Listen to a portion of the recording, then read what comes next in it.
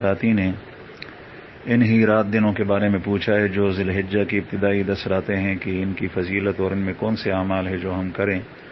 تو اس کے بارے میں عرض ہے کہ ایک تو اس میں جو 10 تاریخ ذی الحجہ کی جو عید کا دن ہے اس میں عید کی نماز پڑھنی ہے، یہ تو سب مسلمانوں کو پتہ ہے. دوسری بات یہ ہے کہ جو صاحب نصاب ہے وہ قربانی کرے اور کوشش کریں کہ آپ کی اگر توفیق ہے تو قربانی کر لیں، کیونکہ یہ بہت مبارک عمل ہے اس دن. اور اس کے علاوہ اگر کوئی آدمی کتنے ہی صدقے وغیرہ کرے تو اس قربانی تک نہیں پہنچ سکتا. تیسرا عمل وہ تکبیرات تشریق ہیں جو عرفے کے دن سے یعنی 9 ذی الحجہ سے، اور عرفے کا دن 9 ذی الحجہ جو آپ کے ملک میں ہے وہی ہے، 9 ذی الحجہ سے شروع ہوتی ہیں فجر کی نماز کے بعد سے، اور ہمارے احناف کے نزدیک 13 ذی الحجہ کی عصر تک ہوتی ہے، یعنی 5 دن یہ تکبیرات ہیں کہ ہر نماز کے بعد اونچی آواز سے تکبیرات کم از کم 1 مرتبہ یا 3 مرتبہ پڑھ لیا کریں. اللہ اکبر اللہ اکبر لا الہ الا اللہ واللہ اکبر اللہ اکبر وللہ الحمد.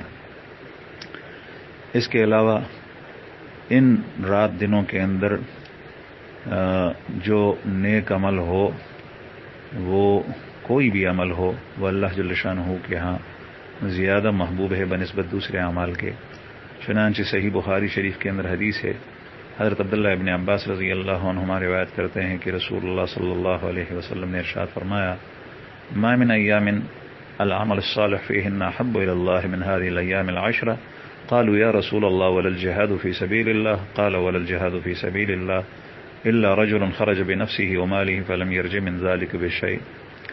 رسول اللہ صلی اللہ علیہ وسلم نے ارشاد فرمایا کہ کوئی بھی عمل صالح کسی بھی دن میں اتنا افضل اور احب الی اللہ نہیں ہے جتنا ان 10 دنوں میں ہے.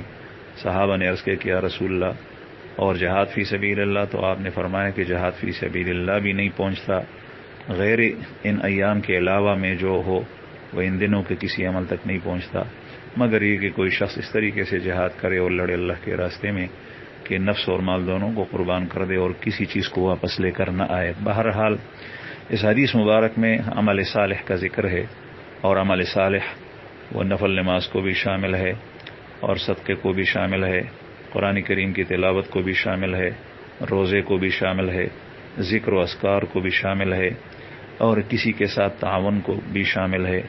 اس میں تقریباً ہر نیک عمل، جو بھی نیک عمل ہو، وہ سب کے سب داخل ہیں. تو ان دنوں میں اس کی افضلیت بہت زیادہ ہے.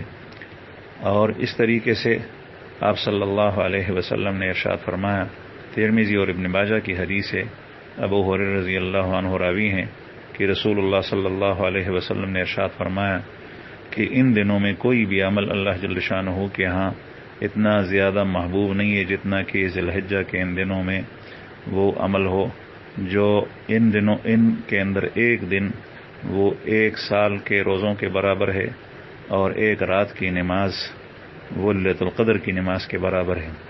تو اس حدیث مبارک کے اندر بھی ان ہی رات دنوں کی فضیلت کا تذکرہ ہے. تو بہرحال دنوں کو آدمی روزہ رکھے اور کوئی بھی عمل صالح ہو تو وہ کرے تو اس کی فضیلت بہت زیادہ ہے بنسبت سال کے دوسرے دنوں کے.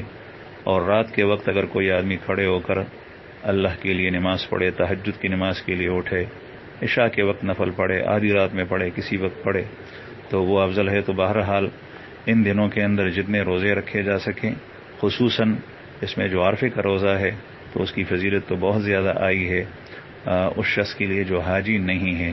تو ہم عرفے کے دن روزہ رکھ سکتے ہیں، اس سے پہلے دنوں کے اندر روزہ رکھ سکتے ہیں، اور رات کو نمازیں پڑھنا، قرآن کریم کی تلاوت، ذکر و اذکار یہ کثرت سے کی جائے. ایک اور عمل ہے جو حضرت ام سلمہ رضی اللہ عنہا سے روایت ہے، وہ یہ کہ جو شخص قربانی کرنا چاہے تو اس کے لیے یہ مستحب ہے کہ جب ذی الحجہ کے دن شروع ہو جائیں تو وہ ناخن نہ لیں اور بدن کے بال کسی حصے کا وہ نہ لیں جب یہ دن شروع ہو جائیں. اور یہ امر مستحب ہے، کوئی واجب اور فرض نہیں ہے، یہ اس پر عمل کرنا استحبابی ہے. لہذا اگر کوئی شخص ایسا ہے کہ اس کے ناخن اور بال اتنے بڑھ گئے ہوں کہ اس پر 40 دن گزر گئے ہوں، یا ویسے ہی دن کم ہو لیکن وہ لمبے ہیں، تو اس کو کاٹنا پھر ضروری ہے.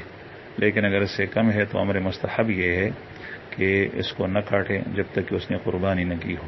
السلام علیکم ورحمۃ اللہ۔